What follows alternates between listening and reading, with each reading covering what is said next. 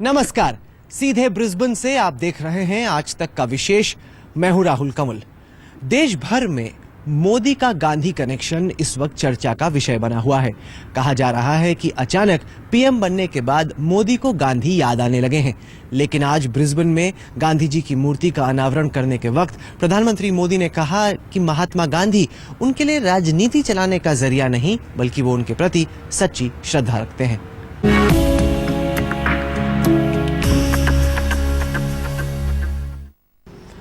महात्मा गांधी वैसे तो कांग्रेस की राजनीतिक विरासत का प्रतीक माने जाते हैं, लेकिन पीएम बनने के बाद से लगातार प्रधानमंत्री मोदी महात्मा गांधी के आदर्शों की बात करते रहे हैं। गांधी द्वारा दिखाए गए रास्ते पर चलने की अपील करते रहे हैं। इस बात की कांग्रेस लगातार राजनीतिक मुखालफत कर रही है। आज गांधी जी की मूर्ति का अनावरण करने के बाद प्रधानमंत्री मोदी ने इस बारे में अपनी सफाई पेश की।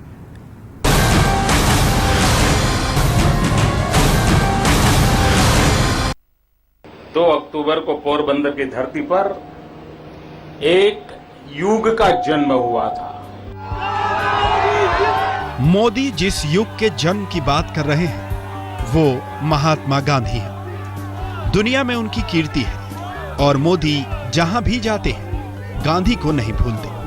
फिलवक्त नरेंद्र मोदी ऑस्ट्रेलिया के दौरे पर हैं। G20 सम्मेलन के समापन के बाद ब्रिस्बेन शहर के रोमा स्ट्रीट पहुंचे, जहां मोदी ने गांधी की प्रतिमा का अनावरण किया।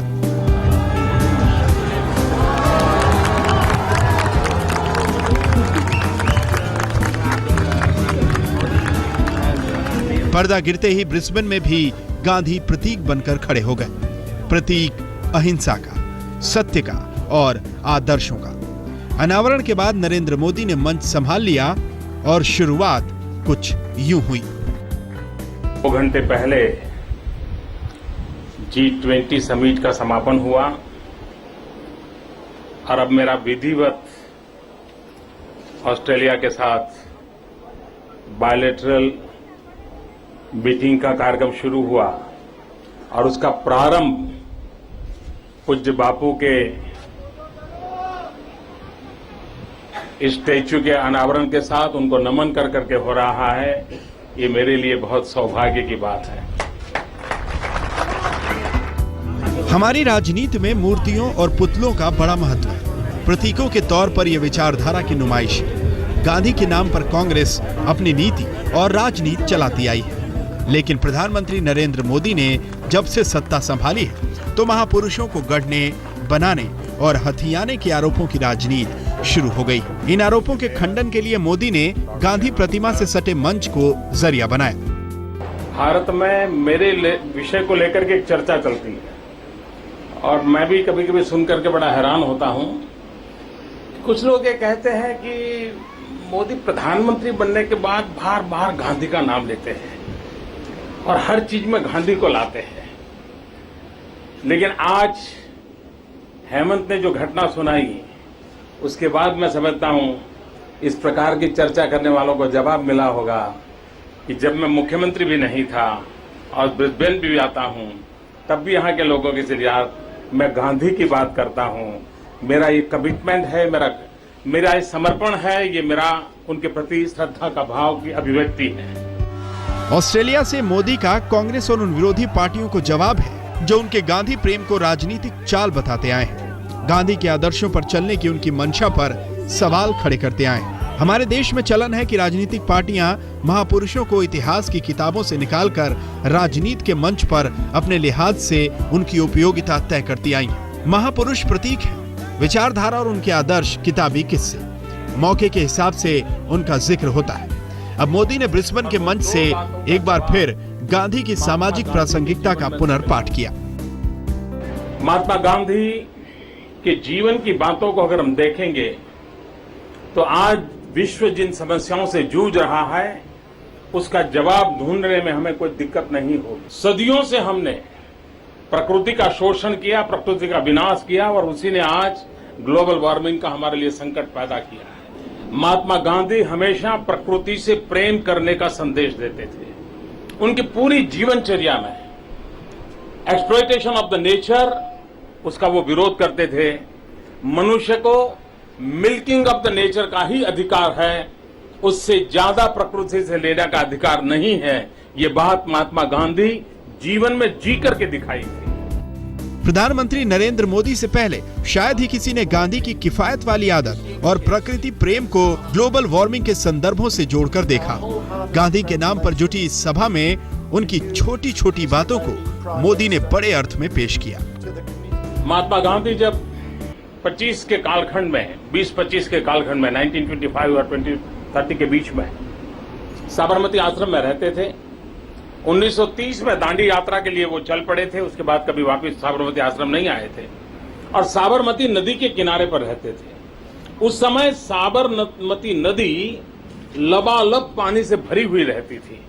1920-25 के कालखंड में पानी की कोई कमी नहीं थी, लेकिन उस समय भी अगर गांधी को पानी कोई देता था और ज्यादा पानी देता था तो गांधी उसको डांटते थे कि पानी को क्यों बर्बाद कर रहे हो, पानी आधा गिलास दो, जरूरत पड़ी को दूसरी बार मांगेगा। मोदी ने गांधी को ग्लोबल वार्मिंग से तपती हांफती धरती के लिए छांव बताया। बापू के आदर्शों के लिए सजग होकर धरती बचाने की अपील की। हम कल्पना कर सकते हैं गांधी के जीवन की हर बात में कि वो प्रकृति की रक्षा के संबंध में कितने सजाग थे और अपने जीवन आचरण के माध्यम से प्रकृति की रक्षा का संदेश कितना देते थे। और वही जीवन अगर हम जीते या आज भी उस जीवन को हम स्वीकार करें तो हम ग्लोबल वार्मिंग की जो दुनिया की चिंता है उस दुनिया को बचाने में हमारी तरफ से भी कुछ न कुछ योगदान दे सकते हैं।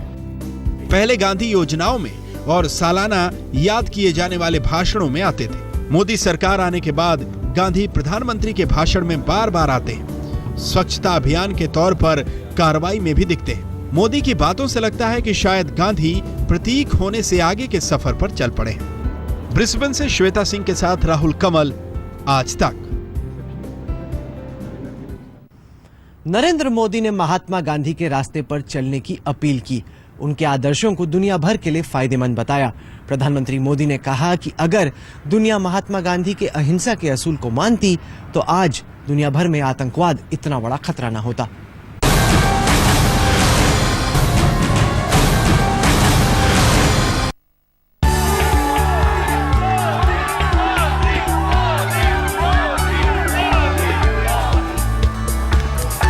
महात्मा गांधी की प्रतिमा का अनावरण वैसे तो पीएम मोदी ने ब्रिस्बेन के रोमा स्ट्रीट में किया, लेकिन गांधी के दर्शन की प्रासंगिकता पूरे विश्व को याद दिलाए वो आदर्श, वो सिद्धांत, वो सोच, वो कार्यशैली जिससे पूरा विश्व वसुधैव कुटुंबकम के सूत्र में बच जाए। पीएम मोदी ने वैश्विक आतंकवाद को एक बड़ी समस्या करार देते हुए उसके निदान का महात्मा मार्ग सुझाया। महात्मा गांधी ने हमें अहिंसा का मार्ग सिखाया। यह अहिंसा का शस्त्र ये सिर्फ अंग्रेजों के खिलाफ लड़ाई लड़ने का साधन था, ऐसा नहीं था। अहिंसा यह आर्टिकल ऑफ फेथ था। महात्मा गांधी का यह विश्वास था कि हम शब्द से भी किसी की हिंसा नहीं कर सकते, शस्त्र से हिंसा की तो बात बहुत दूर की है। नरेंद्र मोदी ने माना कि महात्मा गांधी के अहिंसा के रास्ते पर चलकर इस गंभीर और अमानवीय समस्या से निजात पाया जा सकता है, जहां कोई खुद को बड़ा समझता है और दूसरों को छोटा, कोई सत्ता पाने के लिए खून खराबा करता है तो कोई अपनी सत्ता बनाए रखने के लिए मासूम लोगों का खून बहाता है। अगर आज विश्व ने गांधी के उस अहिंसा के संदेश को पचाया होता, समझने की कोशिश की होती, तो होलियर देन दाओ, मैं तुमसे बड़ा हूं, मैं तुमसे ताकतवर हूं, मैं तुमसे अच्छा हूं, मेरा रास्ता ही सही है, इस प्रकार के जो विवादों के अंदर दुनिया फंसी हुई है और जिसको अपनी बात सिद्ध करने के लिए शस्त्र का सहारा लिया जा रहा है और निर्दोष लोगों को मौत के घाट उतार दिया जा रहा है, महात्मा गांधी का संदेश उस रास्ते से हमें भटकने से बचा सकता था।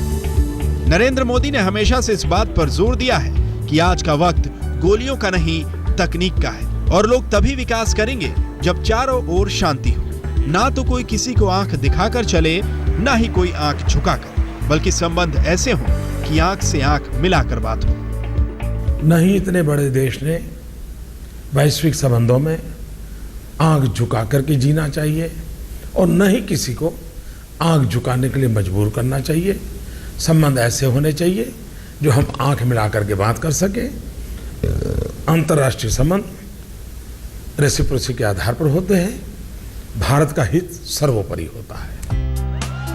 नरेंद्र मोदी ने ऑस्ट्रेलिया में ये बात एक बार फिर महात्मा गांधी से जोड़कर पेश की और उम्मीद जताई कि गांधी के आदर्शों की ताकत हिंसा और आतंकवाद पर भारी पड़ेगी। आज भी विश्व के लिए सबके प्रति आदर का भाव, सबके प्रति समानता का भाव, यही हमें विश्व को से बचने का रास्ता हो सकता है। कोई किसी से बड़ा है और इसलिए मैं उसको चुनौती दूं, उसको खत्म करूं, ये रास्ता विश्व को मंजूर नहीं है। जगत बदल चुका है और महात्मा गांधी ने जो सपना देखा था, उस सपने की ताकत कितनी है वो आज दुनिया को समझने आना शुरू हुआ है।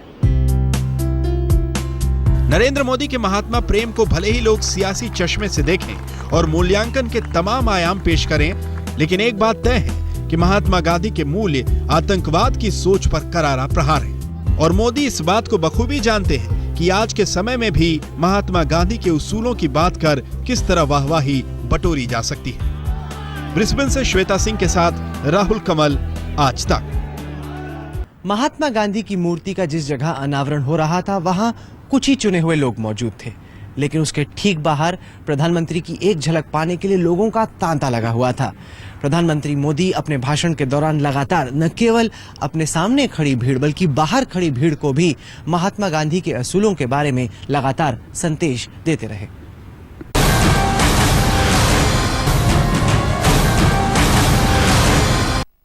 दिल्ली से आया मेरा बॉस, बस को सलाम करो, रात को खाओ पियो, मोदी को सलाम करो। दिल्ली से आया मोदी बॉस, बस को सलाम करो।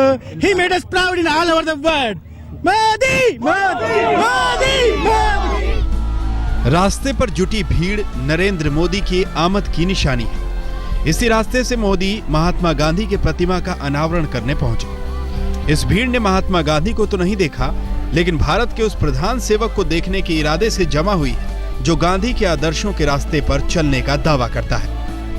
मैं गुजरात से आई हूँ और मोदी जी से हमें बहुत सारी उम्मीदें हैं और हम जानते हैं कि ये उन उम्मीदों पर खरे उतरेंगे। हमने फादर ऑफ द नेशन को तो देखा नहीं है, लेकिन मोदी जी हमारे लिए फादर ऑफ द नेशन है। ये मोदी के प्रशंसकों की भावनाओं का ज्वार है। ये गांधी के बहुत बाद का वो भारत है जो विस्थापित होकर विदेशों में बसा और अब मोदी के इंतजार में कतार बांधे खड़ा है। अजब विरोधाभास है कि जिस कांग्रेस को गांधी ने गढ़ा, उसके वर्तमान स्वरूप से मोदी भारत को मुक्त करने की बात करते हैं और साथ ही गांधी के रास्ते पर चलने की कोशिश भी।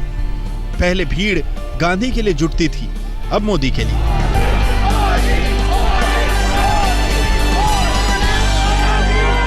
सड़क पर जुटे मोदी के ये समर्थक गांधी पर मोदी के भाषण को सुनते रहे और मोदी जाते जाते इन्हें गांधी का संदेश देते गए। जो लोग बाहर हैं, यहाँ पहुंच नहीं पाए हैं, उनका भी मैं सम्मान पूर्वक आदर करता हूं और उनका गौरव करता हूं। आप सबका भी मैं आभार व्यक्त करता हूं। लोकप्रियता के शिखर पर खड़े मोदी बार बार अपने समर्थकों से गांधी के रास्ते पर चलने की बात करते हैं। इसी बहाने सही देश के लोग शायद मोदी के साथ थोड़ी दूर तक महात्मा पथ पर चल सके। श्वेता सिंह के साथ राहुल कमल, ब्रिस्बेन, आज तक। मोदी ने कुर्सी संभाली तो गांधी जी को प्रणाम करके, मोदी विदेश गए तो गांधी की प्रतिमा के सामने झुके। मोदी अपने विदेशी मेहमान शी जिनपिंग को भी गांधी के साबरमती आश्रम लेके गए। देश हो या विदेश, हर जगह प्रधानमंत्री मोदी का गांधी प्रेम उजागर हो जाता है।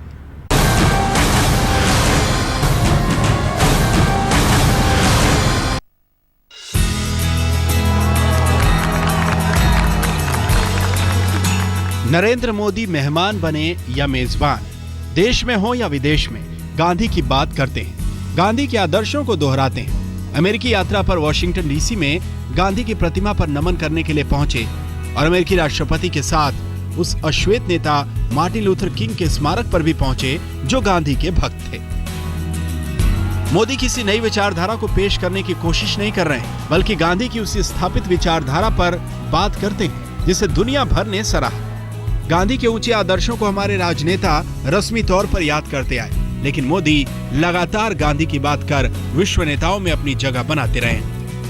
जिनपिंग की भारत यात्रा पर यह साफ दिखा। मोदी से पहले डिप्लोमेसी बड़ी संजीदा थी, लेकिन गांधी के बहाने मोदी ने राजनयिक की चाल भी बदल दी। चीन के राष्ट्रपति शी जिनपिंग को मोदी साबरमती आश्रम ले गए। नरेंद्र मोदी विकास की राजनीति की बात करते हैं और अपने एक्शन में बार बार गांधी को लाते हैं। नए दौर की राजनीति में महात्मा गांधी के रास्ते वाया मोदी जा रहे हैं। उन रास्तों पर अभी सफर शुरू हुआ है। फिलहाल चाल देखिए, नतीजे तय करना जल्दबाजी होगी। आज तक ब्यूरो। ब्रिस्बेन से आज तक के विशेष में फिलहाल इतना ही। प्रधानमंत्री मोदी कल सिडनी जा रहे हैं। वहां पर उनका एक बड़ा समारोह होगा जिस पर हमारी पैनी नजर होगी। फिलहाल हमें इजाजत दीजिए और देश और दुनिया की बाकी खबरों के लिए आप देखते रहिए आज तक।